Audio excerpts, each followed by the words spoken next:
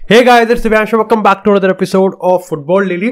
और एपिसोड में आगे जाने से पहले भाई, अगर तुमको इस वर्ल्ड कप के पूरे इस त्योहार में अगर अपनी स्किल एक्सप्रेस करने का और डेफिनेटली उससे एक्साइटिंग क्रैश अवार्ड्स यहाँ पर जीतने के लिए तुमको अगर फुटबॉल फैंटेसी अट्रैक्टिव लगता है तो डेफिनेटली यहाँ पर तुम विजन 11 एप्लीकेशन को इंस्टॉल करके उस पर ये सारी चीज़ें ट्राई कर सकते हो। और यहाँ पर अगर हम बात करें तुम्हारे लिए एक एक्सपर्ट एडवाइस भी है। यहाँ पर जय गांधी का एक टेलीग्राम चैनल है जहाँ पर वो इसके रिगार्डिंग पूरे और काफी डिस्क्रिप्टिव एक्सप्लेनेटरी और सबसे बड़ी बात है सक्सेसफुल तरीके से तुमको एक्सपर्ट एडवाइस देते हैं जहां पर वो तुमको सारे मैचेस की लाइनअप बताते हैं। अगर तुम इस एग्जांपल को भी देख लो, यहाँ पर ऑस्ट्रेलिया वर्सेस ट्यूनीशिया वाले मैच में उन्होंने 7 लाख रुपए जीते थे और ये कोई छोटी बात नहीं है।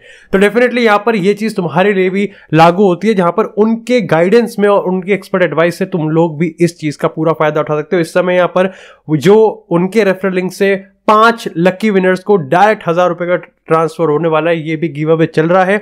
और यहां पर डू मेक श्योर कि आपने जो उनका रेफरल लिंक है इसी फुटबॉल, उसको यूज करके विजन 11 पे कैश प्राइस कैश बोनस आप जीत सकते हो 300 रुपीज का। तो भाई ये मतलब क्या है, ये डील है कि सोन पापड़ी है, मिले ही जा रहा है। लेकिन डेफिनेटली इसको चेकआउट करना तो बिल्कुल वर्थ इट लगता है। लेकिन इसी के साथ यार बात करते हैं अब अपने आज के फुटबॉल डेली के एपिसोड पे।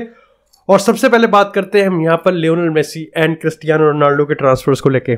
देखो, कल लियोनेल मेसी की बात करें तो यहाँ पर बहुत ज्यादा हल्ला कट रहा था और इस जो हल्ले कटने का जो सोर्स था ना वो था यहाँ पर टाइम्स की रिपोर्ट थी।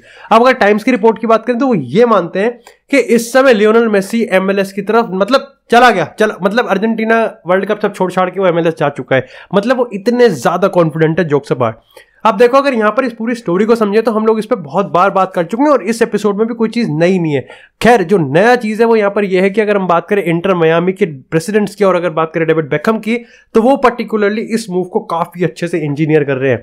अब यहां पर तुमको लगेगा कि क्या वो कन्विंस करने में सक्सेसफुल है। देखो, एक्चुअली में जो PSG ट्राई करना चाह रही है, जो शायद से बार्सिलोना ट्राई करना चाह रही है, इंटर मियामी भी कहीं ना कहीं उसी रास्ते पे, बट एक अच्छे लेवल पे या फिर एक यूनिक लेवल पे।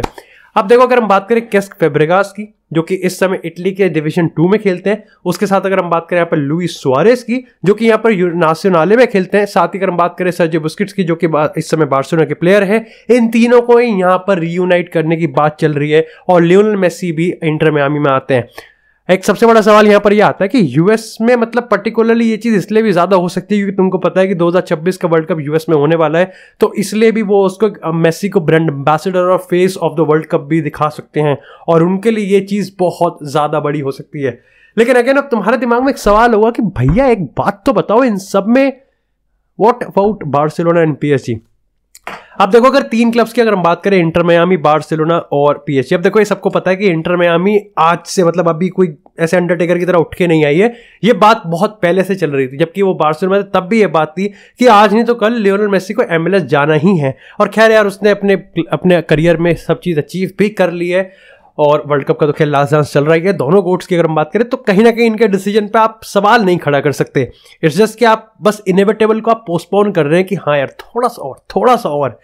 अब अगर तुमको थोड़ा सा झटका दे दूं तो मैं बता दूं कि बार्सिलोना में रिटर्न करना इस समय लीस्ट लाइकली लग रहा है। अगर PSG, इंटर मियामी और बार्सिलोना की बात करें तो बार्सिलोना के चांसेस सबसे ज्यादा कम है। PSG की बात करें तो देखो, PSG भी बहुत बढ़िया एनवायरनमेंट बनाने के चक्कर में है, लेकिन यहां पर अभी देखो लियोनेल मेसी का जो इंटराज है वो पूरी तरीके से मना कर रहा है कि नहीं भैया देखो, हम बिल्कुल क्लियर हैं, वर्ल्ड कप से पहले कोई डिसीजन नहीं बनने वाला। ऐसे में PSG चाहती है कि जो 1+1 का है, यानी कि 1 साल तो रिन्यू करे ही मेसी और एक ऑप्शनल रखे, ये PSG चाहती है। हाउएवर अगर देयर इज अ चांस तो लियोनेल मेसी के जो प्रेफरेंट टर्म्स है वो है यहाँ पर कि +1 का जो रिन्यू का ऑप्शन ऑलरेडी एग्जिस्ट करता है वो उसी को ट्रिगर कर देगा। तो ये यहाँ पर इस समय PSG की बात करें तो वो इस चीज को देके चल रहे हैं। खैर, अगर तुमको बता दूं तो मैंने काफी पॉडकास्ट में भी इस चीज को कहा है कि लियोनेल मेसी पर्टिकुलरली पेरिस में अभी काफी ज्यादा खुश है और सेटल्ड भी है, और ऑफकोर्स जिस सीजन की जो परफॉर्मेंस चल रही है ये भी कहीं ना कहीं उसमें 4 चांद लगा देते हैं। तो ऐसे में PSG के पास भी अच्छा खासा मौका बन जाता है। हाउएवर वर्ल्ड कप से पहले डिसीजन शायद से नहीं बनता हुआ दिख रहा। अब ये है कि बैक एंड में चीजें बहुत ज्यादा चल रही हैं और ऐसे में कहीं ना कहीं बार्सिलोना का जो चांस है वो कटता हुआ दिख रहा है। लेकिन इसी के साथ यार बात करते हैं अब क्रिस्टियानो रोनाल्डो को लेके। तो भाई हल्ला रोनाल्डो के रिगार्डिंग भी कटा है और वो यहां पर एक कटा है कि अगर बात करें एशिया के one of the biggest club और सक्सेसफुल क्लब अल नसर की, तो वो यहां पर अब प्रिपेयर्ड है कि क्रिस्टियानो रोनाल्डो के लिए हमको ऑफर देना पड़ेगा और वो होगा 75 मिलियन यूरोस पर सीजन के लिए। इंटरेस्टिंग चीज़ ये है कि ये चीज़ समर ट्रांसफर विंडो खत्म होने के बाद एक बार आई थी सामने, लेकिन अब ये बताया जा रहा है कि क्योंकि रोनाल्डो ने मैनचेस्टर यूनाइटेड को छोड़ दिया है तो जो क्लब है वो लाइक पागल है कि हमको रोनाल्डो को साइन करना ही करना है। और ऐसा नहीं है कि रोनाल्डो की तरफ से बिल्कुल रेड लाइट है। एक्चुअली में ये है कि इस समय अगर रोनाल्डो के इंटरेस्ट की बात करें तो उनके साथ तो प्रिलिमिनरी डिस्कशंस के बाद अब चीज़ें एडवांस जा चुकी है, लेकिन रोनाल्डो का जो फाइनल डिसीजन है वो भी अभी तक नहीं आया है। क्योंकि अगर बात करें मेसी रोनाल्डो की तो दोनों ही इस समय वर्ल्ड कप में काफ़ी ज़्यादा बिजी हैं, लेकिन अभी तक रोनाल्डो की तरफ से भी ग्रीन लाइट नहीं मिली है। ऐसे में ये बताया जा रहा है कि अगर चीज़ें थोड़ी सी भी एस्केलेट होती हैं, रोनाल्डो की तरफ से थोड़ा सा भी ग्रीन लाइट मिलता है, तो इस डील को निपटने में ज़्यादा टाइम नहीं लगेगा और ये डील 7-10 दिन के अंदर खत्म हो जाएगी और एक्चुअली में फाइनलाइज भी हो जाएगी। फर्क इतना है कि अभी तक रोनाल्डो का ग्रीन लाइट नहीं मिली है। देखो, मेरा इसके रिगार्डिंग मानना यह है कि क्रिस्टियानो रोनाल्डो अभी ग्रीन लाइट देगा भी नहीं।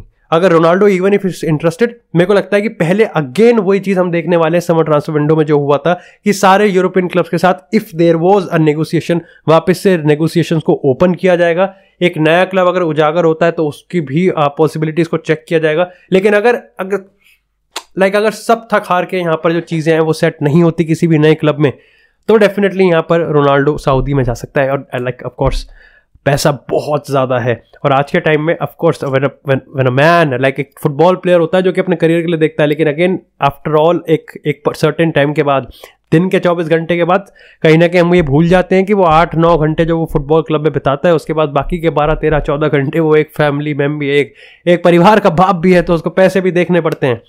लेकिन इसी के साथ बात करते हैं थोड़ी सी कोडी गाक्पो की। तो भाई ऐसा बताया जा रहा है कि यहां पर मैनचेस्टर यूनाइटेड ने कोडी गाक्पो के साथ तो इन प्रिंसिपल डील को साइन कर लिया है। हाउएवर यहां पर मैनचेस्टर यूनाइटेड को पीएसवी को अभी भी कन्विंस करना पड़ेगा जनवरी ट्रांसफर विंडो में कि भैया आने दो यार, प्लीज, हम पल के बिछाए बैठे हुए हैं। देखो, ये अपडेट इसलिए ज्यादा बड़ी है क्योंकि आपकी पता है, देखो नेदरलैंड में कोडी गाक्पो की परफॉर्मेंस बहुत ज्यादा तगड़ी आ रही है और ये होता भी है कि वर्ल्ड कप में कहीं ना कहीं जो प्राइसेस है वो स्काई रॉकेट करेंगे। मूसियाला की बात करो, बेलिंगम की बात कर लो, और ऐसे में कोडी गाक्पो की डिफरेंट नहीं है। तो ऐसे में यूनाइटेड को ये तो पक्का पता है कि देखो इन्फ्लेशन होगा और हम पिटने वाले हैं, लेकिन ये भी उसको डर लगता है कि भाई और क्लब साइन ना कर ले, और क्लब इस रेस में एंटर ना कर जाए। तो पहले ही कोडी गाक्पो को कन्विंस करके रखो कि ठीक है भाई, एरिक टेन हैग के अंदर तेरे को पूरा टाइम मिलेगा और यहाँ पर मैनचेस्टर यूनाइटेड का तो एक बहुत बढ़िया प्लेयर हो सकता है। That's why it's a big deal. लेकिन इसी के साथ अब बात करते हैं अपने वर्ल्ड कप एपिसोड की। सबसे पहले तो भाई जापान ने पता नहीं क्या कर दिया। व्हाट हैपेंड टू जापान, मतलब क्या ही चल रहा है। सऊदी अरेबिया अर्जेंटीना को हरा के पोलैंड से हार जाती है, जापान जर्मनी को हरा के यहां पर बात करें अगर कोस्टारिका उससे आते, कोस्टारिका मेरे को लगता है कोस्टारिका छुट्टियां मनाने आई है। कोस्टारिका वाले प्लेयर क्लब फुटबॉल खेल के थोड़े पक गए थे, उनको लगा कि चलो थोड़ा अब वाइब लेने जाते हैं वर्ल्ड कप की। या फिर मेरे को लगता है कि उनको वर्ल्ड कप कतर के टिकट्स महंगे लग रहे थे, तो उन्होंने कहा कि इससे बढ़िया स्टैंड में बैठने से बढ़िया एक काम करते ग्राउंड में खेलते हैं, तो वो ज्यादा सही रास्ता दिख रहा है। क्योंकि अगर कोस्टारिका की बात करें, नो ऑफेंस, लेकिन कोस्टारिका के पास कोई प्लान नहीं है किसी टीम के अगेंस्ट गोल स्कोर करना। और खैर अगर उन्होंने जापान के अगेंस्ट तो कर दिया, लेकिन जर्मनी के अगेंस्ट वो करेंगे नहीं करेंगे उसके चांसेस बहुत ज्यादा ढीले ढाले हैं। लेकिन जापान के अगेंस्ट तो करके दे दिया, और जापान को तो देखो ऐसे मैच के बाद आप ये करोगे कि जापान ने अच्छा चांस क्रिएट करा था, but still it doesn't matter, आपने स्कोर नहीं किया, कोस्टारिका के अगेंस्ट स्कोर नहीं किया, गुइयों के खेत में फिर आपका एफर्ट। लेकिन उसी के बाद हमको देखने को बना यहाँ पर क्रोएशिया वर्सेस कनाडा का मैच। सबसे पहले तो भाई आई एम सो सॉरी अगर यहाँ पर एडिटिंग का अकाल पड़ता हुआ दिखे, क्योंकि यार इस समय 4:30 बज रहे हैं और मेरे को भेड़िया मूवी देखने जाना, तो बकचोदी नहीं। लेकिन अगर बात करें यहाँ पर हम कनाडा वर्सेस क्रोएशिया की, तो यार Canada I think world cup से बाहर है और ये सैड है, क्योंकि यार कनाडा बहुत इंटरेस्टिंग टीम थी और बेल्जियम के अगेंस्ट भी उनको जीत जाना चाहिए था। और आज मैं ये तो नहीं कहूँगा कि उनको जीत जाना चाहिए था, बट एटलीस्ट वो 4-1 के हैमर से तो ज्यादा ही डिजर्व करते थे। लेकिन क्रोएशिया ने बता दिया कि even if they are aging squad, they are dead squad, but कहीं ना कहीं उनमें अभी भी वो 2018 का चार्म है, सही में है। लेकिन इसी के बात करते सबसे बड़े मैच की जो था यहाँ पर स्पेन वर्सेस जर्मनी का। भाई मेरे लिए ऑफ कोर्स यहाँ पर 1-1 का था, हाई स्कोरिंग मैच नहीं था, लेकिन ये one of the most tactical match था जो कि अभी तक हमने इस वर्ल्ड कप के टूर्नामेंट में देखा है। क्योंकि यार ग्रुप स्टेजेस में इतना बड़ा मैच होना कहीं ना कहीं अपने आप में बहुत ज्यादा आइकॉनिक था। हंसी फ्लिक के अगर रोबस्ट एग्रेसिव की बात करें, और अगर हम बात करें यहाँ पर लुइस एनरिके के free flowing and of course dominating football की। अब देखो मैं ये नहीं कहूँगा कि हंसी फ्लिक बहुत ज्यादा चूतिया फुटबॉल खिला दिया उसने, क्योंकि उसके फुटबॉल में दम है कहीं ना कहीं उसकी। आज मेरे को लगता है कि देखो यार निकोलस सोले, मतलब झटका, मतलब दिल पे ना बहुत प्रेशर पड़ रहा था जर्मनी फैंस को कि निकोलस सोले वर्सेस अल्वारो मोराटा। मतलब सोचो अगर किसी तुम्हारे टीम के डिफेंडर के अगेंस्ट अल्वारो मोराटा अगर खेल रहा है और तुम्हारी फटी पड़ी है तो हालत कितनी ज्यादा कमजोर है तुम्हारी, क्योंकि अल्वारो मोराटा ने निकोलस सोले को लिटरली अपनी पैर की छोटी उंगली पे लगा रखा था। इस कदर यहाँ पर निकोलस सोले बहुत ज्यादा स्लो है, रिफ्लेक्स एक्शन। वो जो गोल भी मोराटा ने स्कोर किया था उसको अगर आप एक बार वापस से देखोगे तो आपको देख लगेगा कि निकोलस सोले का जो प्रेजेंस ऑफ माइंड था, पिच पे नहीं है भाई, क्या कर रहा है भाई, समर वेकेशन की छुट्टी बना रहा है, अंडमान निकोबार जाएगा या कहाँ जाने का प्लान है, हर की पड़ी पे नहाएगा कि हरिद्वार की, लेकिन क्या कर रहा है भाई, तेरे कहाँ है प्रेजेंस ऑफ माइंड। जर्मनी इस समय पैनिक है, डेस्परेट है, गंदा खेल रहे हो, टट्टी खेल रहे हो, जर्मनी बाहर जाने वाली वर्ल्ड कप से, and you are doing such a mistake and being a senior player. लेकिन हम यहां पर बात करते हैं भाई लेरोय साने की, जिसने पूरा का पूरा गेम पलट दिया। मूसियाला जो कि पिच पे रहते हुए चीजें क्रिएट कर रहा था, अगर बात करें लेरोय साने की, तो उसने आकर पूरा गेम पलट दिया। और लेरोय साने के बाद आई थिंक हमको कहना इसमें कोई शक नहीं है कि Germany was the better team. होना भी था क्योंकि Spain I think defensive substitution कर चुकी थी, डिफेंसिव माइंडसेट के साथ आ चुकी थी और वो गोल आया। जस्ट इमेजिन, हम दोनों फिनिशिंग की बात करते हैं और आज ये इंप्रूव भी हो गई कि दोनों टीम्स को बेंच का सहारा लेना पड़ा क्योंकि उनके पास क्लच प्लेयर्स नहीं थे, उनके पास क्लिनिकल फिनिशर्स नहीं थे, और ये इन टीम्स को थोड़ा सा दिक्कत देगी आने वाले टाइम में। खैर इंटरेस्टिंग यह था कि जर्मनी अभी भी बनी हुई है, जर्मनी को बस होप करना है कि वो कोस्टा रिका को हरा दे और जापान स्पेन को बीट ना कर पाए, यही सीन बनेगा। लेकिन इसी के साथ यहां पर अगर स्पेन की बात करें, they played a very very good football भाई, डोमिनेटिंग फुटबॉल, और आज इसको बोरिंग नहीं कह सकते। देखो वर्टिकलिटी के मामले में स्पेन पीछे है क्योंकि उनको अपना टाइम चाहिए, उनको अपने चाहिए, बट फिर भी मेरे को लगता है कि डैनी ओल्मो की बात करें, फ्रंट थ्री में मेरे को सबसे प्यारा लगा वो डैनी ओल्मो, वो समवन जिसको लगता है ना कि उसकी आंखों में छटपटाहट है कुछ करने की।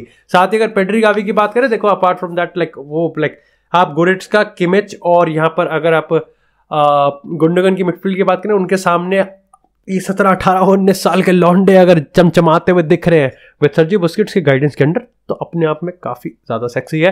तो स्पेन को देखो यार, स्पेन से मेरी काफी ज्यादा हाई होप्स बढ़ती जा रही है जैसे जैसे, क्योंकि उनको डोमिनेटिंग फुटबॉल खेलना आता है। एक्चुअली पता है बात ये नहीं है कि उनको खेलना आता है, उनको खेलते हुए सामने वाली टीम को फोर्स करना आता है कि तुम सिर्फ बैठ के देखोगे हमारा फुटबॉल, पैर में नहीं आएगी तुम्हारे बॉल।